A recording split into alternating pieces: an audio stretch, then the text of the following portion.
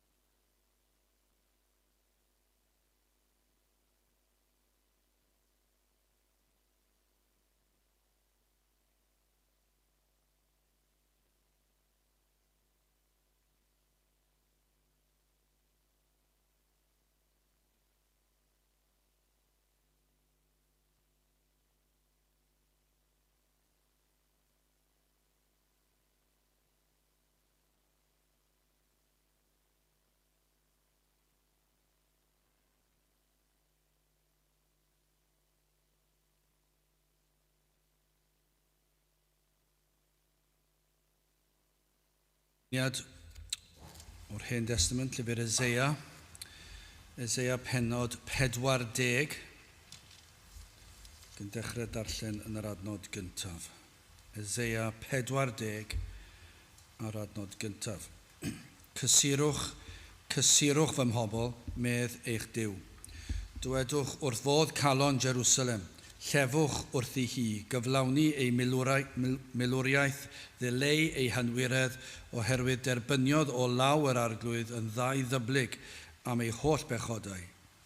Lle fi'n yn llefain yn yr anialwch, paratoch ffordd yr arglwydd, unionwch lwybr un Duw ni yn y dyfeithwch, pob pant a gyfodir a phob mynydd a bryn a ostyngyr, gwir a wneir yn union a ran wastad yn wastadedd, ac ogoniant yr arglwydd a datgyddir a phob cnawd ynghyd â'i gwel, canys gennau yr arglwydd a lefarodd hyn. Y llef a ddywedodd y gweidda, yntau a ddywedodd beth a weithaf, pob cnawd sydd wellt a'i holl odidogrwydd fel blodein y maes. Gwywa a gwelltyn, sirth y blodein, canys ysbryd yr arglwydd a chwythodd arno, gwellt yn ddiau yw y bobl. Gwywa a gwelltyn, sirth y blodein, ond gair ein Duw ni a saif byth. Dring rhagot yr Efengyl Seion i fynydd uchel, dyrchafad y lef trwy nerth o Efengyl Jerusalem, dyrchafad nac ofna, dywed wrth dinasoedd Jwda, wele eich Duw chwi. Wele yr arglwydd Dduw, a ddaw yn erbyn y cadar, na'i fraich a lywodraethau drosto, wele ei wobr gyda gef a'i waith o'i flaen. Fel bigael y portha fe ei braidd, a'i fraich y casgl ei wyn, ac a'i dŵg yn ei fynwes, ac a goledda y mamogiaid. Bydde bendith Duw ar ei air sanctaidd ef. Gadewch ni nawr droi at ein harglwydd mewn gweddi. Diolch yn ei ti unwaith eto o Dduw am y fraint yma o cael dod ger dy fron ac yn dod trwy enw a trwy heiddiannau dy fab a'n gwaredwr yr arglwydd Iesu Grist. Ac i ni yn diolch am bob un cyfle o cael dod i'th di, i alw ar denw, i gannu dy glodydd, i ofyn i ti o Dduw, i edrych arno mewn dy drigaredd, i ddod lawr ein plith, i ganiatáu i ni i fedru tystio i'r ffaith ein bod wedi bod yma, ath bod di wedi bod yn bresennol, dy fod wedi bod yn agos atom ni. Ein bod yn gallu tystio i'r ffaith i ti cynhesu'n calonau ni wrth i ni gannu y dy glodydd, wrth i ni ddarllen dy air, wrth i ni alw arna ti, wrth i ni wrando ar gyhoeddiad yr Efengyl o Dduw. Gad i ni fedru tystio heddi ein bod wedi dod yn agosach at ti, yn teimlo dy bresenoldeb yma, y bydd na awel yn dod o'r nef. O Dduw, i ni'n gwybod mai dyma yw ein hunig ateb, os nad wyt ti yn dod ar awel honno o'r nef, yna o Dduw, ofer yw'r cyfan. Rhaid i ti i fod yma gyda ni. Rhaid i ti weithio yn ein plith. Ac felly o Dduw, i ni yn galw arno ti. I edrych arno ni yn ein gwendid. O Dduw, i edrych arno ni yn y cyflwr. I ni yn ddi yn bersonol ac yna fel pobl ac yna fel cenedl. A fel cenhedloedd yn y byd yma. Byd sydd mor bell o dy bethau di. Ac i ni'n edrych ar ein gwlad ac yna ni'n edrych ar gyflwr dy bobl. Ac yna o Dduw, i ni'n cyffesu wrth i ni edrych arno ni'n hunan. Mor oeredd, mor aml yw ein cylonau ni. Y sel wedi hen fynd. O Dduw, nad yw'r brwdfrydedd yna fel y gydylsau fod. Nad yw'r faich mor drom ac y dylsau fod. O Dduw, i ni yn gweddio bydde di yn dod ac yn gweithio arno. Mae'n peri y byd y bresenoldeb yn achosi ni i dy geisio di fwy, i dy garu di yn fwy ac i dy wasanaethu di yn well. Helpa ni yn hyn o beth o Dduw yn ystod y dyddiau sydd o'n blaen ni. I ni yn cyflwyno'r wythnos o Dduw ac yn gofyn i ti'n helpu ni i dreulio'r wythnos yma yn y ffordd yr wyt ti am i ni fod. Helpa ni fyw mewn ffordd sydd yn dy ogoneddu di. Helpa ni o Dduw i bwyntio pobl tuag ata ti. O Dduw, terd lawr ein plith. I ni yn gofyn i ti felly'n diogelu ni nawr yn ystod ein haddoliad, cadw'r un drwg i ffwrdd, cadw a blinder i ffwrdd o Dduw, rho nerth i ni, rho nerth ysbrydol, corfforol, meddyliol, y cyfan i ni o Dduw. A bydd y cyfan y byddwn ni'n ei wneud yn dy ogoneddu di. Felly o Dduw, i ni yn cyflwyno'r oedfa, yr holl y ddydd, ac yn gweddio y bydd ysbryd di ar waith yma ac ar hyd a lled ein gwlad a gwledydd y byd. Diogela bendithia ni nawr, i ni'n gofyn hyn oll trwy enw ac heiddiant ein harglwydd Iesu Grist. Amen.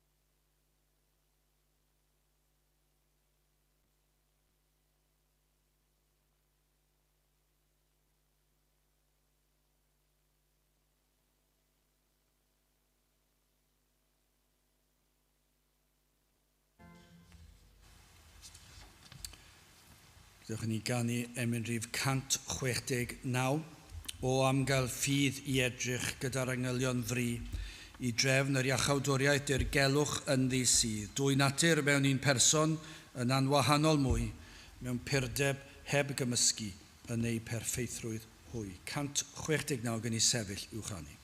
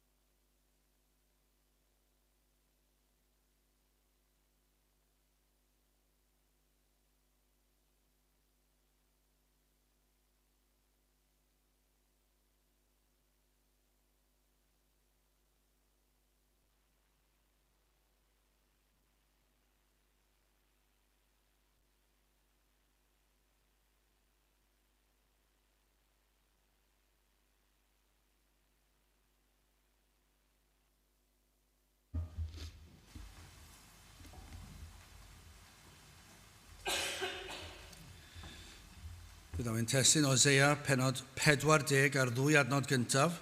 Eseia penod 40 ar ddwy adnod gyntaf. Cysurwch, cysurwch fy mhobol medd eich Duw. Dywedwch wrth fodd calon Jerusalem, llefwch wrth ei hi, gyflawni ei milwriaeth, dileu ei hynwiredd, oherwydd derbyniodd o law yr arglwydd yn ddau ddyblyg am ei holl bechodau.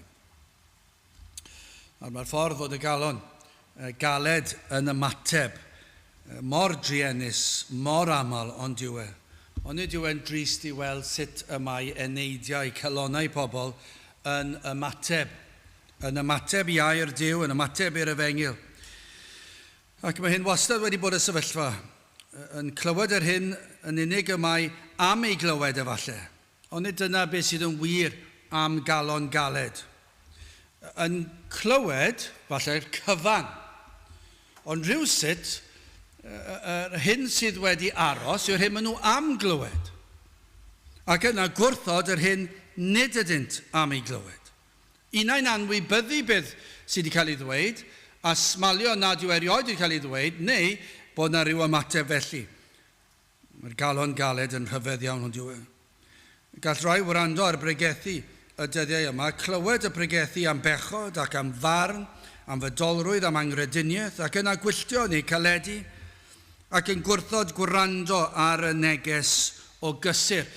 Mewn pregeth efallai, mi fyddwn ni'n canolbwyntio efallai ar yr elfen o'r gyfraith, am bechod, am gyflwr dyn. Ac yna fe fydd y pregethwr yn dod at yr Efengyl. Ond yn aml iawn fe fydd yna rai wedi hen gwylltio, ac wedi hen droi i ffwrdd, ac wedi penderfynu, dwi ddim yn gwrando ar hyn, ac wedi ffyrnigo. Ond fe fydd y pregethwr ffyddlon yn gwneud hyn ond i fydd. Ond nid oes yna le i'r condemniad o bechod. Falle yn yr oes fodern yma, i ni'n gweld hyn llai a llai. Yr hybydd i'r angredadyn am ganlyniadau y fath ystifnigrwydd i wrando, ond nid yw yn wir. Dyna oedd trwy gydol yr Hen Testament, yr oedd yr Iddewon yn gwrthod gwrando ac yn ystafnig.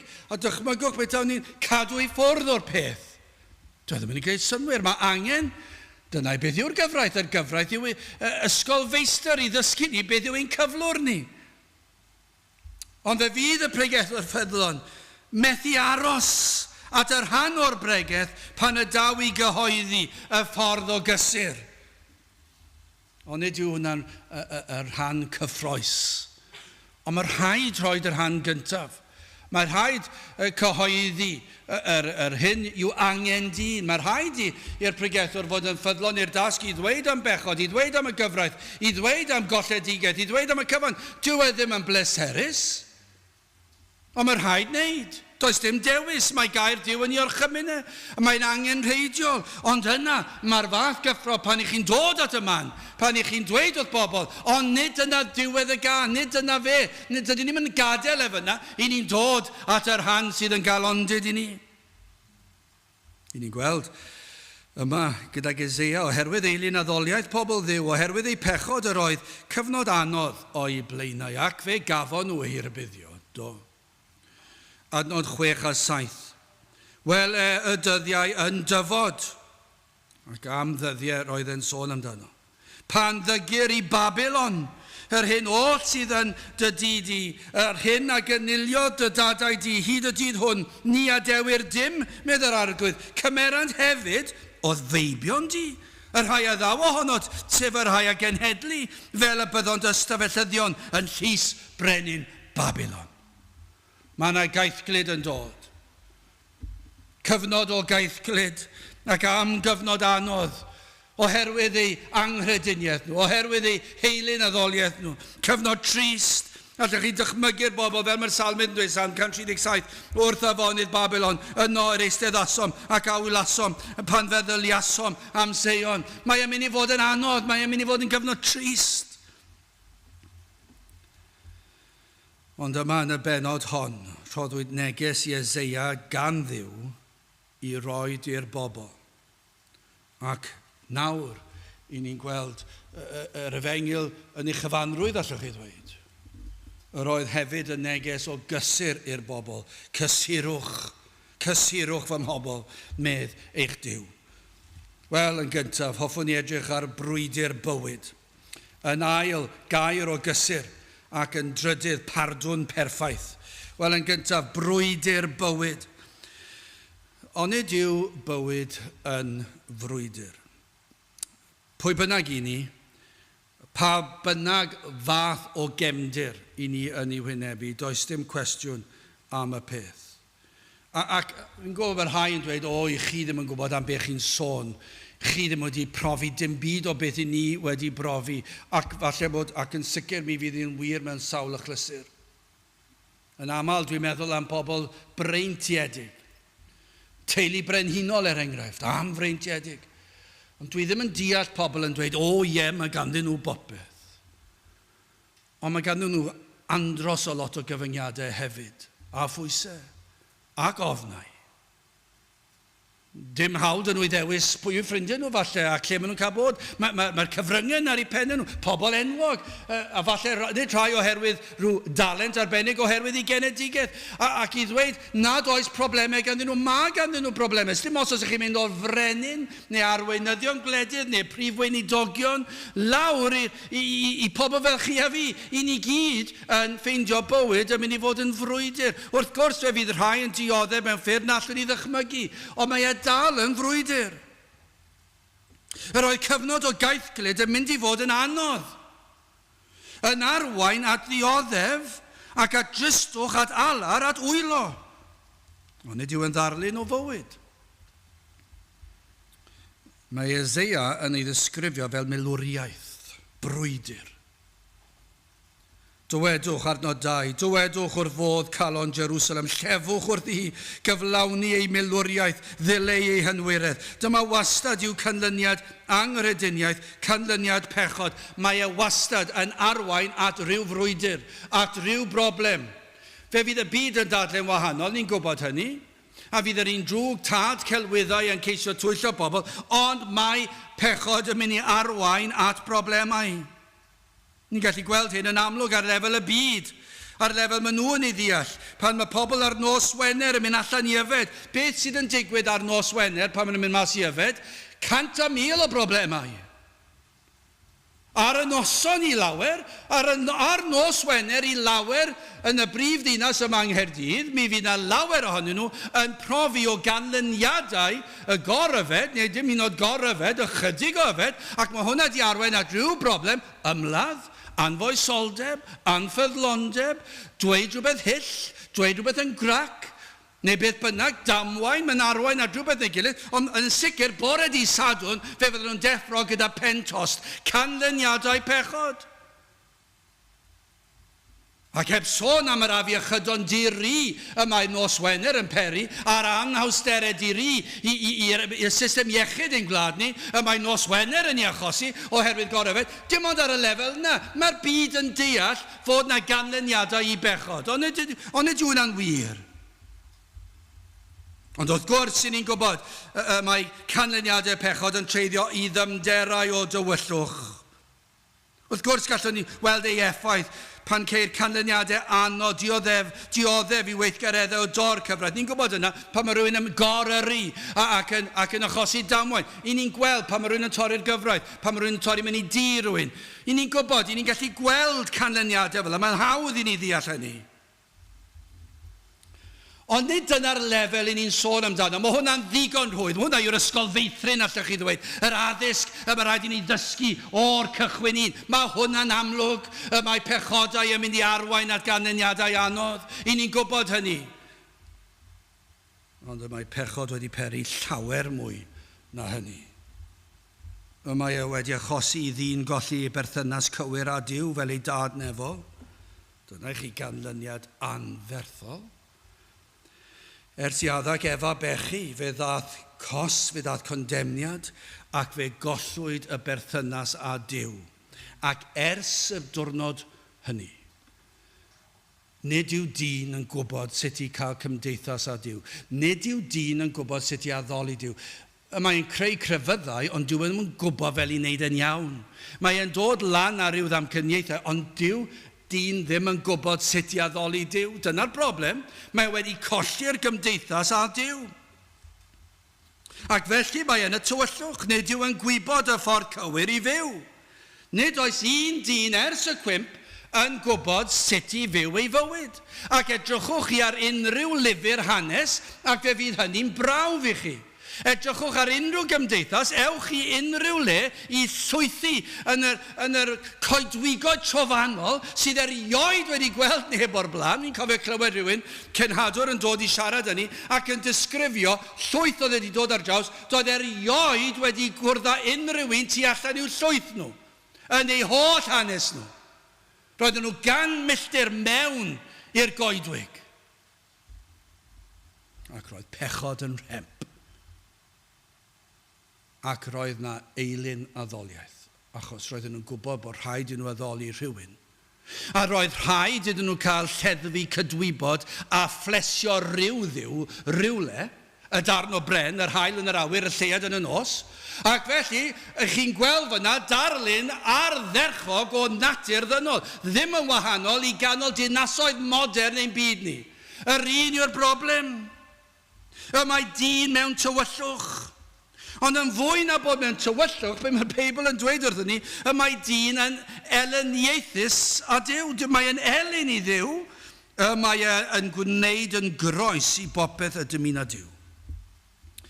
Mae ei natur bellach yn bechadurus.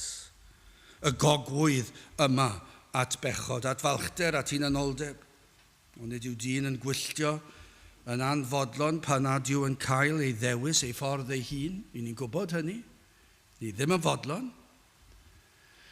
Ewch i unrhyw gartref yn ein dinas ni yma heddi, a petai chi'n gallu cael ateb onest,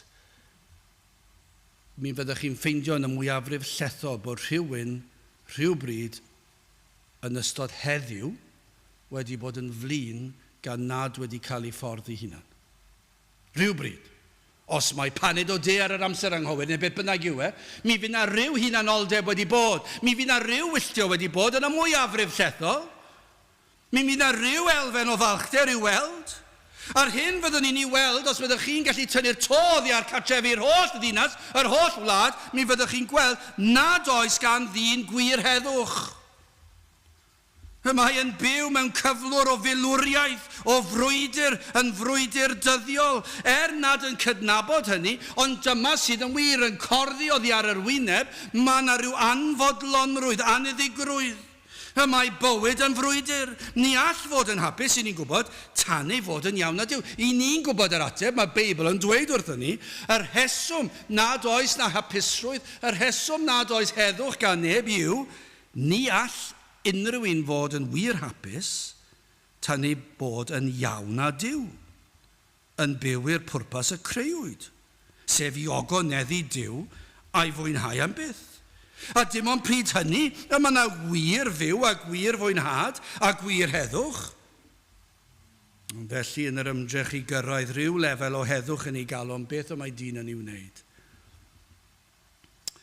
Wel, yn llenwi ei fywyd a phrysurdeb, yn sicr, mae e'n rhaid iddo fod yn brysur. Adloniant o ryw fath, yn sicr mi fydd hynny'n dod. Unrhyw beth i leddfu'r boen sydd yn ei galon, nad yn cydnabod hyn. Mi fydd yn dweud, mae bywyd yn brysur, ond mae wedi gwneud yn siŵr ei fod yn brysur. Mae rhaid i ni llenwi'n gwyliau ni, gyda rhywbeth bob dydd. Ac ar ôl cyfnod o waith, pan mae'r ymddeoliad yn dod, mae rhaid llenwi'r ymddeoliad. Nid oes modd meddwl am 2 ddiwrnod yn olynol heb bod ni'n neud unrhyw beth. Ac yna mae nigrwydd yn dod mewn, mae rhyw aniddigrwydd yn dod i mewn. Mae yna rhyw anfodlonrwydd, beth i ni'n neud yn amser. Mae bywyd yn anodd, mae yn ddryswch.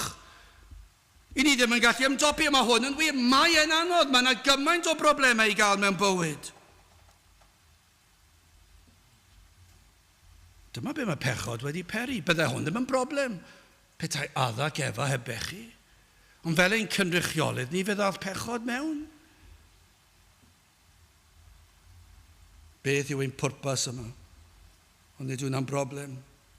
Ond yn hytrach na cheisio'r gwir atebion, y mae dyn yn llenwi fywyd ac yn boddi allan y boen, yn ceisio anwybyddu'r beth claddu'r pen yn y tywod, ond nid dyna beth mae dyn yn neud.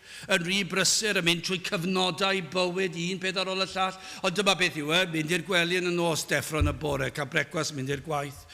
Brysur yn y gwaith o'r nôl, neu tipyn bach mwy o waith yna, cael swper yna, meddwl am ymlacio am hanner awr i awr, neu beth bynnag yw ac yna'n goffa paratoi ar gyfer y bore nesaf, mynd i'r gwely, deffro yn y bore, ac yna mae'r penwythnos, mae'n llenwi'r penwythnos gyda rhywbeth neu gilydd, ac yna meddwl am y gwyliau, ac mae bywyd yn mynd, yn hedfan. Mae yna rhyw diffyg heddwch, ond oes na. Ond nid yw pechod wedi peri hyn.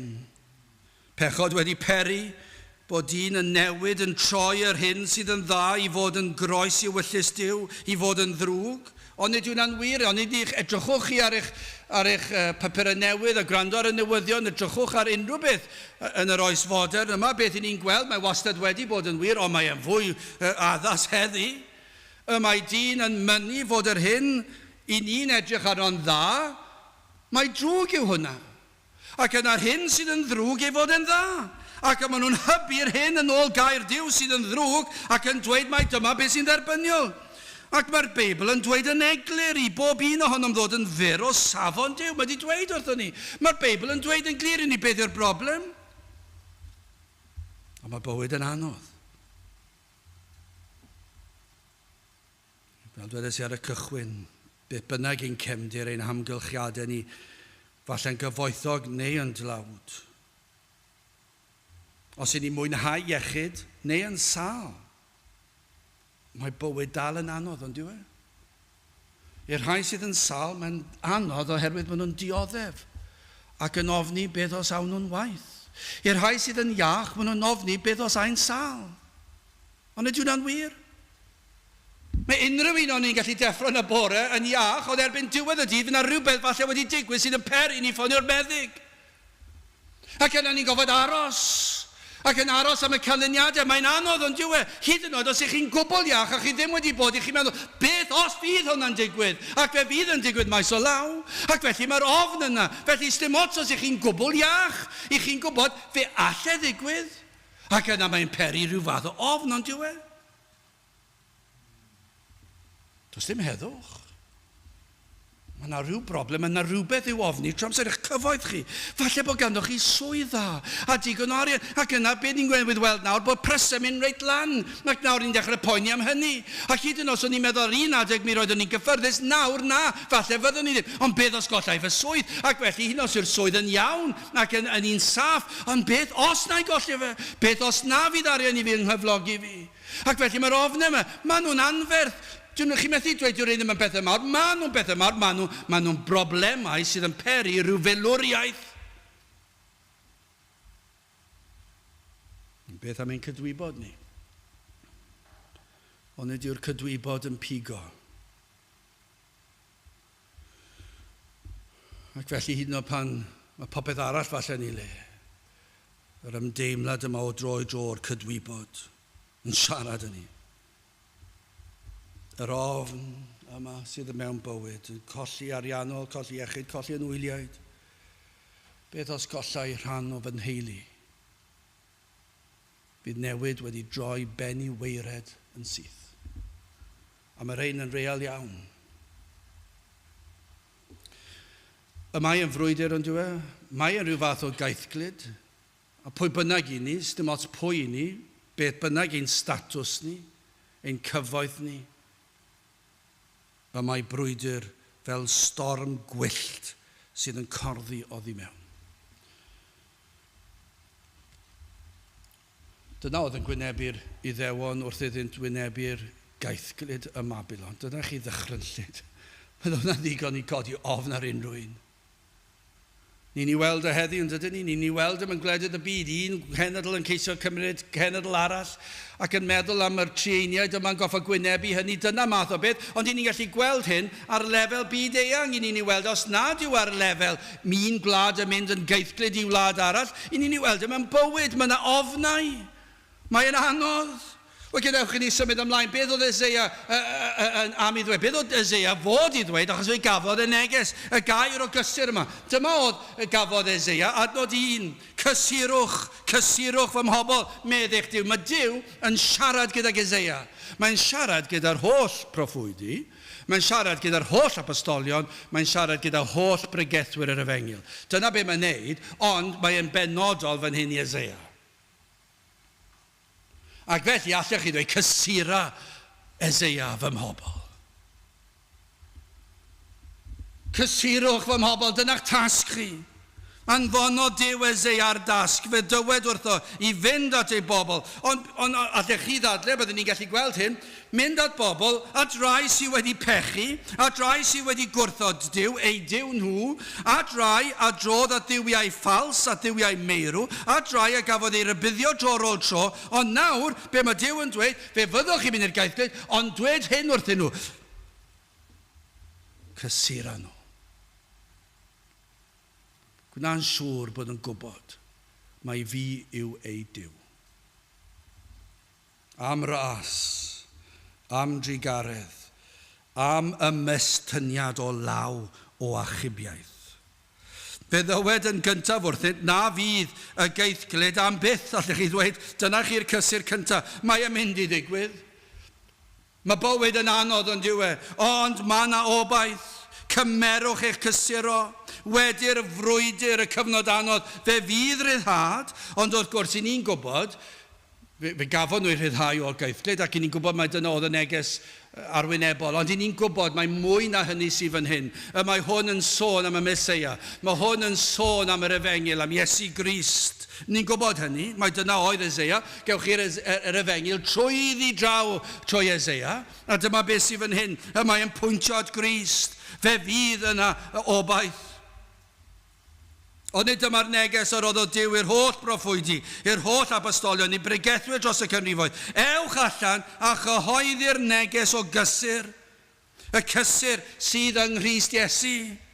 Y cysur yng nghanol holl dreialon bywyd, holl anhawsterau bywyd, holl ofnau bywyd, fod cysur fod na un wedi dod I ddelio ar argyfwng. Yr peth cyntaf sy'n rhaid ni sylweddoli yw, mae bywyd yn argyfwng, mae'n anodd, beth bynnag yr amgylchiadau, ac I ni'n gwybod hyn, a diolch ar ben y cyfan eich pechod, a'ch euogrwydd bod chi wedi torri gair Duw. Mae'r cyfan fel mynydd anferth ond diw e. Mae'n anodd, ond beth mae'r arglwydd yn dweud fan hyn, beth mae'n dweud wrth Eseia, ond dweud wrth fy mhobl, mae na obaith, mae na gysur. A dyna beth yw Ioan 3 adnod 16, canis felly y caro Duw y byd. Fel yr hoddodd fe ei unig ynedig fa, fel na choller pwy bynnag y gredo yno ef, ond caffael ohono fywyd trygwyddol. Dyna I chi'r y cyfan yno yn yr adnod honno. Dyna oedd y neges gafodd Eseia. A Duw dweud wrth Eseia, cer at fy mhobl. A dweud wrthyn nhw, cysura nhw, yn wyneb yr hyn oll sydd o'i blaen nhw, cysura nhw fod yna obaith, fod yna waredigaeth, a'r waredigaeth yw hyn. Yn gyntaf fe ddewch chi o Babylon, ond y darlun fwyaf oedd hyn, y mae fy mab yn dod, mae'r Meseia yn dod. Yr unig un oedd yn abal I ddelio a phechod, gan y ganwyd pob un ohono ni mewn pechod, does dim modd I ni ddelio gyda'r broblem. Mae'n problem ni yn y byd yma yn rhy fawr, ar bob lefel. Mae'n amhosib ni ddelio gyda'r broblem. Ger I ddyn ymdrechu I ddelio gyda'r broblem. Y baich yma, y boen yma, trwy lenwi ei fywyd ag adloniant.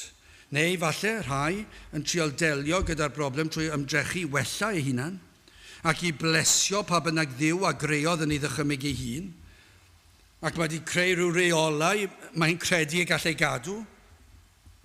Ond dyma be ni wedi gweld dros y canrifoedd, rhyw Efengyl a greuwyd, hyd yn oed pobl Efengylaidd sydd yn caniatáu I ni barhau I bechu. Ond dyna Efengyl fwyaf diweddar mae wedi bod dros y canrifoedd, ond yn dweud hyn, fedrai fyw fel y dymunaf, fedrai barhau yn fy mhechod, ond mae Iesu Grist yn maddau'r cyfan. Dyna lefel tystiolaeth pobl fodern. Dyna'r lefel I ni'n sôn amdano heddi. Dwi'n mynd I wneud gyda'r Beibl. Dwi'n ddim yna yn yr Hen Testament na'r Testament. Dwi ddim wedi gweld hwnna unrhyw le yn y Beibl, ond dyna'r neges sydd I gael yw hyn. Maen nhw wedi creu rhyw dduw, rhyw grefydd, ond mae'r termau I gyd yno, ac yn dweud, dwi'n credu yn Iesu Grist, mae wedi maddau fy mechod, ac felly fedrai gario ymlaen fel ac ymynau. Dyna yw'r crefydd fodern. Yr ymdrech I ddelio gyda'r filwriaeth yma sydd yn mynd ymlaen, y problemau, ac yna maen nhw'n perswadio ei hun, mae popeth yn iawn. Ac yn claddu pen yn y tywod fel bethau. Maen nhw'n brysur felly, falle'n brysur yn ei crefydd. Dyna pam chi'n gweld llawer o gapeli, llawer yn mynd iddynt. Ac maen nhw'n brysur yno. Ond ydych chi'n meddwl, ydyn nhw wedi deall? Beth yw'r Efengyl? Nid llenwi bywyd a phrysurdeb yw'r ateb. Nid ymdrechu I wella fy hunan ac I ddelio gyda'r argyfwng dwi ynddi. Na, dim byd o'r fath. Be mae'r Beibl yn dweud? Dyma beth oedd Duw yn dweud oedd Eseia, gwna'n siŵr fod fy mhobl yn deall. Cysura nhw achos mae'n anodd. Mae'n frwydr, mae pechod. Mae'n beth anferthol, ond cysura nhw I wybod fod un yn dod. Ac mae'r un yma'n gallu'n helpu ni. A Iesu Grist yw hwnnw. Ac fe ddath hwn, ac fe fydd yn dod, ac ni'n edrych nôl, fe ddath fel ein cynrychiolydd ni. Fe ddath ei gadw'r gyfraith yn ein lle ni. Fe ddath I gymeryd y gosb yn ein lle ni. Dyma beth mae Iesu Grist yn ei wneud, mae'n wneud y cyfan. Dyna beth oedd Eseia am cysuro'r bobl. Mae'r problem bywyd yn fawr. Mae'r problem ein pechod yn anferthol. I ni ddim yn gallu delio gyda'n pechod. I ni torri cyfraith Duw. I ni wedi mynd yn groes i'w ewyllus ac I ni o dan ei gondemniad ond be mae Eseia yn dweud a be mae'r holl ysgrythur yn dweud wrthyn ni, mae yna un wedi dod sydd wedi delio gyda'r argyfwng yn cymryd y filwriaeth yma I ffwrdd. Fy mab Iesu Grist, yr un sydd wedi dod a fe roes ei ddwylo pur ar led, fe wisgodd goron ddraen. I beth? Mwyn i'r brwnt gael bod yn wyn fel hyfryd liain main. Dyna chi'r Efengyl yno. Yma'r cyfan yna. Allech chi bregethu pregeth, sawl pregeth, cyfres o bregethau, ar yr un bennill yna gan William Williams-Pontycelyn.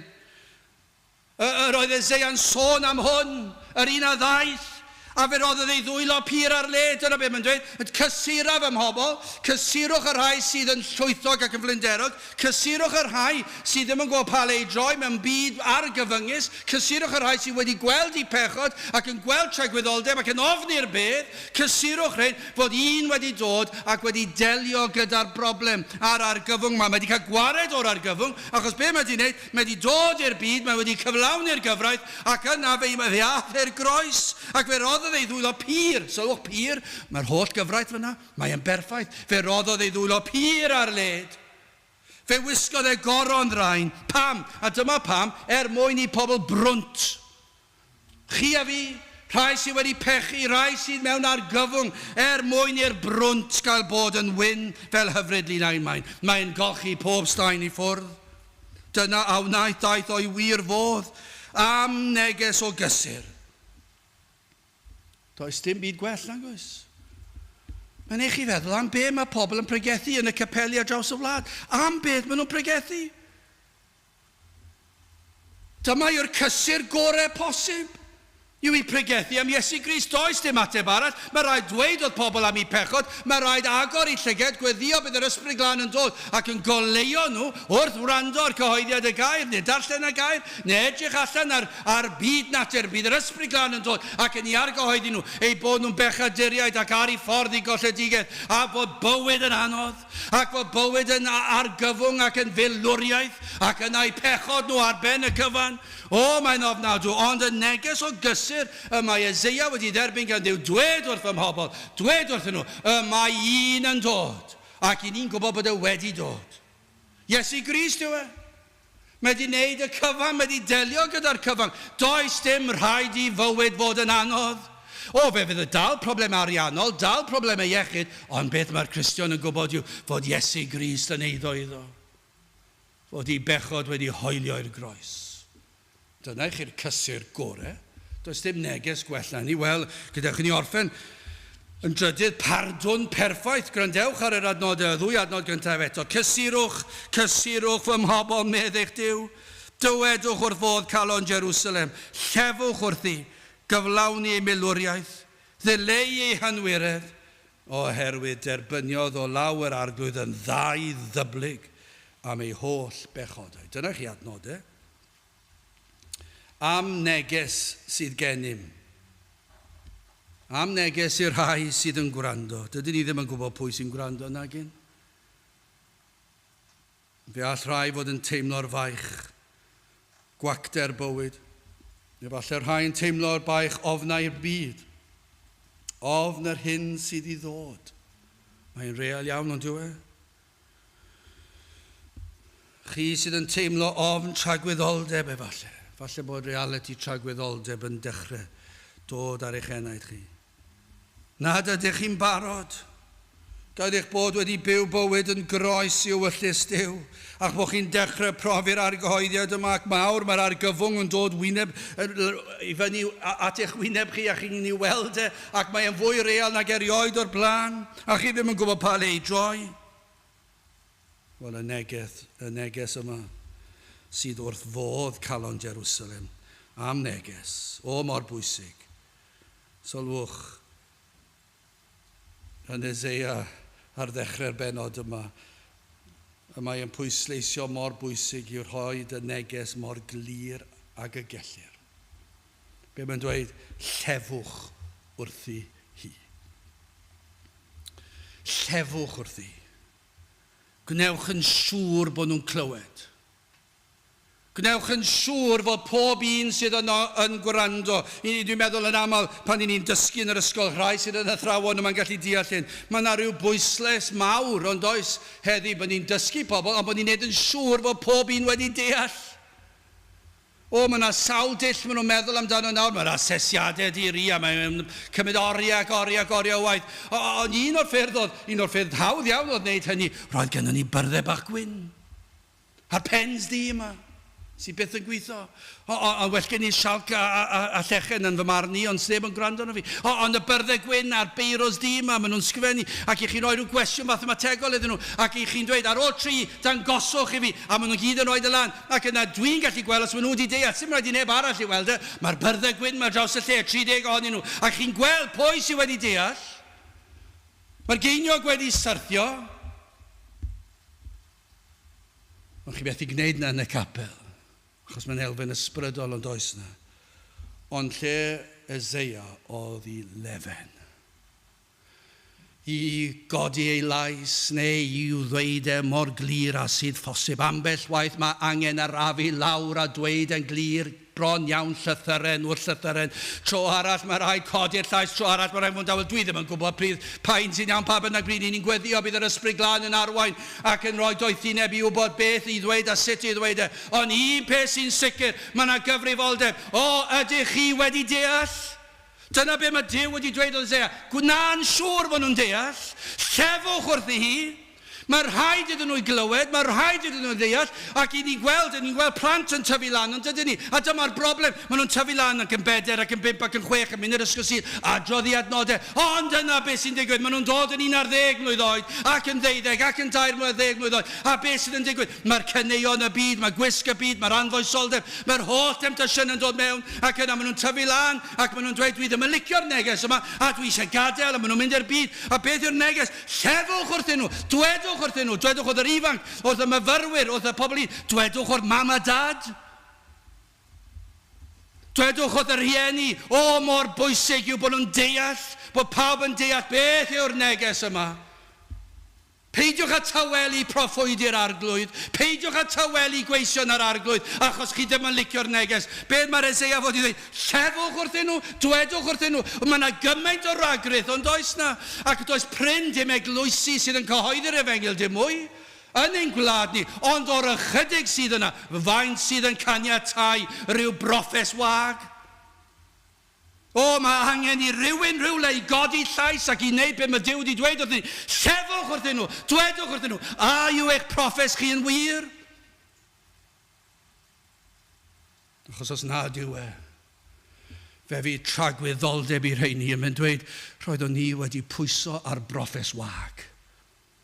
A nes i feddwl bod dim ots sut dwi'n byw, sut dwi'n siarad, ble dwi'n mynd, os dwi'n mynd i gapel o gwbl, sdim ots am sancteiddrwydd ac ymwahaniad o'r byd, sdim ots am hynny. Nes i feddwl bod gen i rhyw yswiriant ysbrydol ac nes i ddweud fy mod i'n credu, ond yw hwnna ddim yn ddigon nag yw.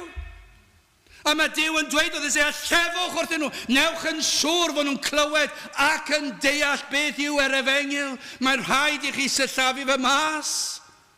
Achos beth sydd fan hyn yw tragwyddoldeb. Ni ddim yn sôn am 1 neu 2 yn dod neu byd. Ni'n sôn am tragwyddoldeb. Ac mae eu gwaed nhw ar ein dwylo ni os nad ydyn ni'n dweud wrthyn nhw.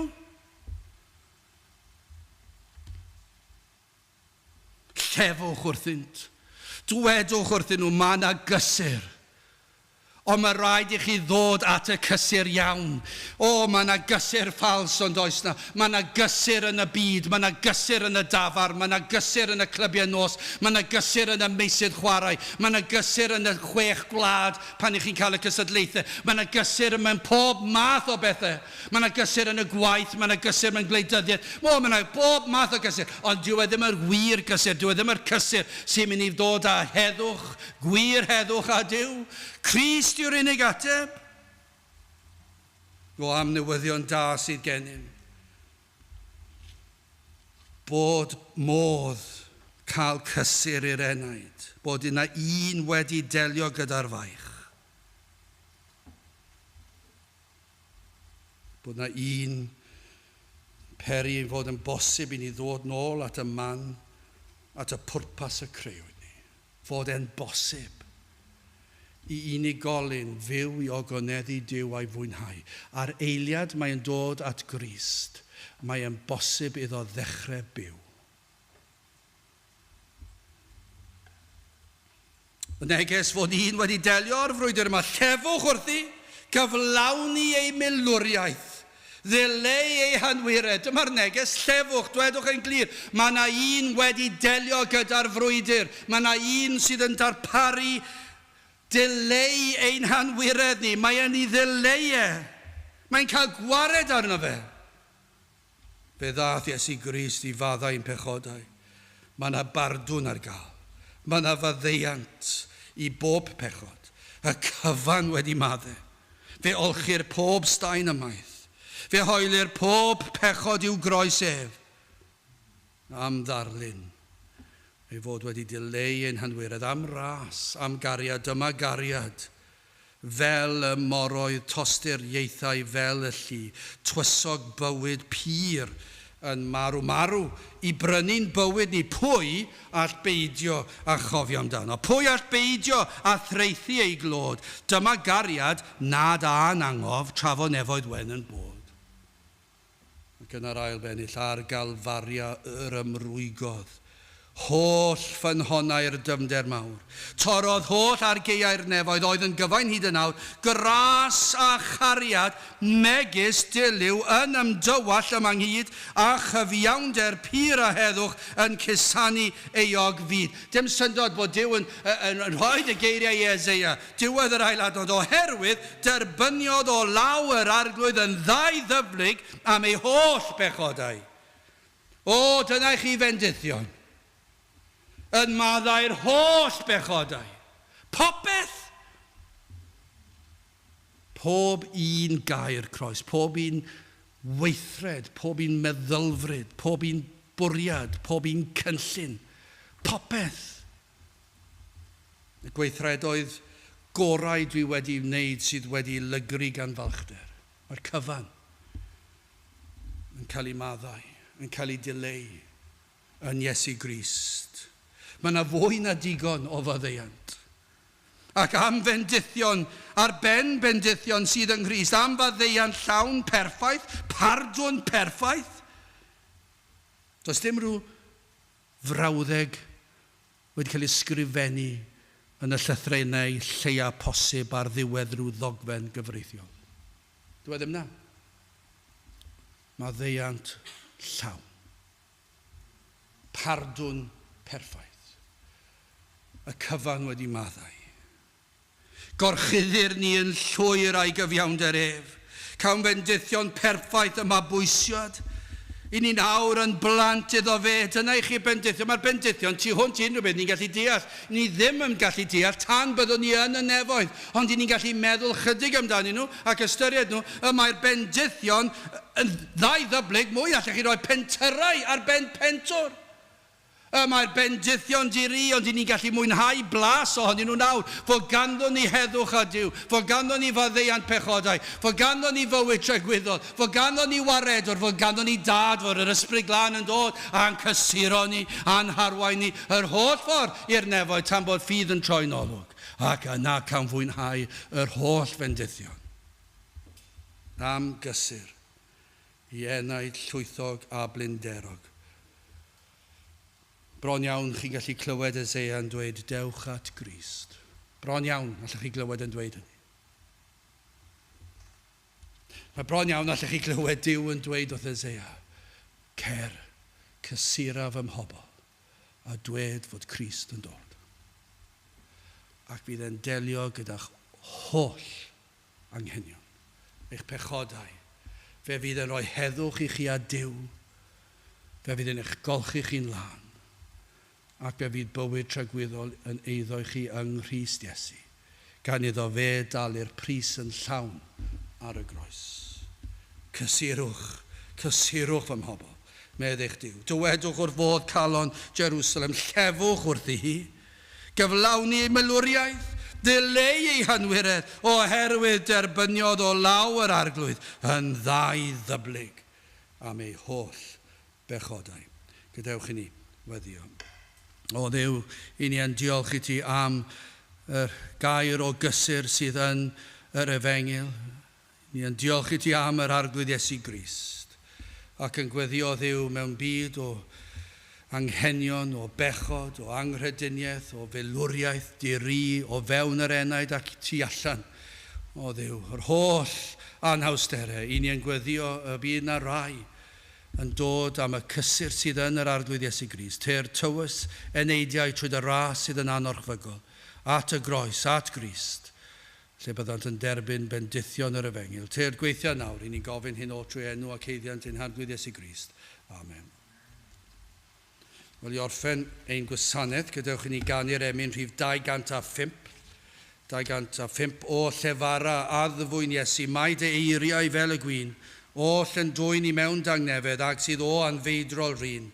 Mae holl leisiau'r greadigaeth, holl ddeniadau cnawd a byd, wrth dylais hyfrytaf tawel yn distewi a mynd yn byd. 205 gewn ni sefyll i'w chanu.